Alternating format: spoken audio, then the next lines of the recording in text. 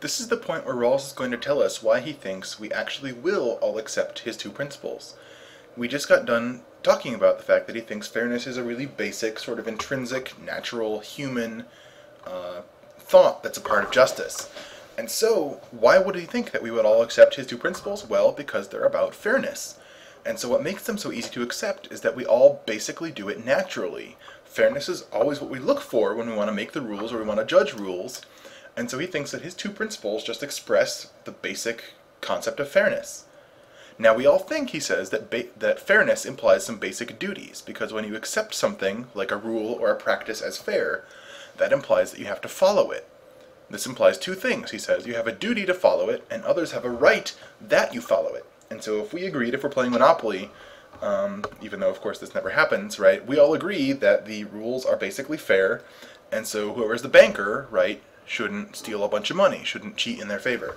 Now of course in Monopoly the banker always does, that's beside the point, right? But, so if I'm the banker in Monopoly, right, and we've all agreed to follow the rules, I have a duty not to cheat, and everyone else playing with me, all of you, have a right that I have refrained from cheating, right? It's like a contract. When we all agree that something is fair, even if we never signed anything, right, we've sort of established what Rawls and others will call a social contract to abide by these fair rules.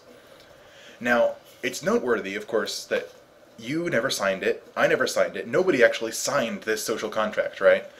But if you all agree, and Rawls thinks that you do agree that these rules and practices are fair, that they're just, now you have to abide by them. And this means that you can't stop agreeing whenever it fits you. You're bound by the rules once you agree that they're fair. If you thought they weren't fair, you should have disagreed in the first place. Right? The contract is fair or unfair, period. It's not fair for everyone else, but unfair because you don't like having to do your duty, right? So you don't get mad when the banker in other games of Monopoly cheats, but then when you get to be the banker, then you don't get to cheat yourself. That would be using a loophole or just trying to change the rules, and that's not fair. So Rawls is going to say that's not just. The social contract won't let you do that. Now it's tempting, of course, to be what Rawls and others will call a free rider. That means that you want to let everyone else do all the hard work, and then you want to skip out when it's your turn to sort of pay up to do your share of the work, things like that. Examples of these are pretty common, right? People who try to dodge paying taxes, but still want to drive around on public highways, still want to enjoy good schools, still want government safety regulations, things like that. These are free riders, right? They want everyone else to do the work, and they want to get the benefit of everyone cooperating, but they don't want to cooperate themselves.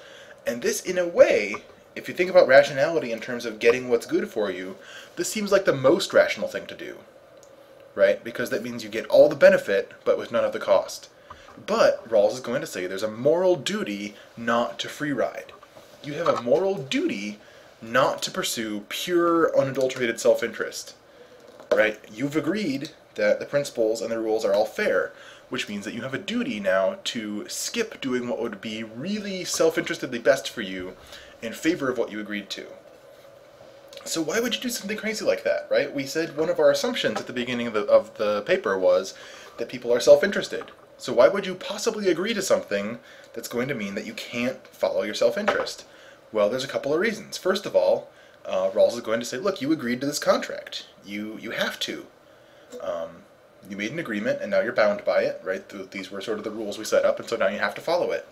But this isn't going to answer the further question, right? What if there were a situation where it ends up, I could get away with it, right? I could avoid paying my taxes and no one would know, or I could cheat as a banker in Monopoly and no one would know. I would just do a little better, right? It doesn't seem like it's hurting anybody. Everyone else still gets everything just as good. But I could do a little better. Rawls is also going to say, though, that this sort of violates what it takes to be a person, right? And he means person as something distinct from human here. It's like what it takes to be a sort of part of the moral community. And so part of that involves recognizing that you are not particularly special. You don't get to be an exception. This is not to say, right, I don't want to say you're not special in the sense of, the sort of preschool everyone is special sense, but in the sense of you don't get to be an exception. You're just like everyone else. Everyone else has interests, too, and I want mine to be respected, so I should respect everyone else's. Everyone will agree in this contract to do it, so we all end up better off, so I should accept what he calls the duty of fair play.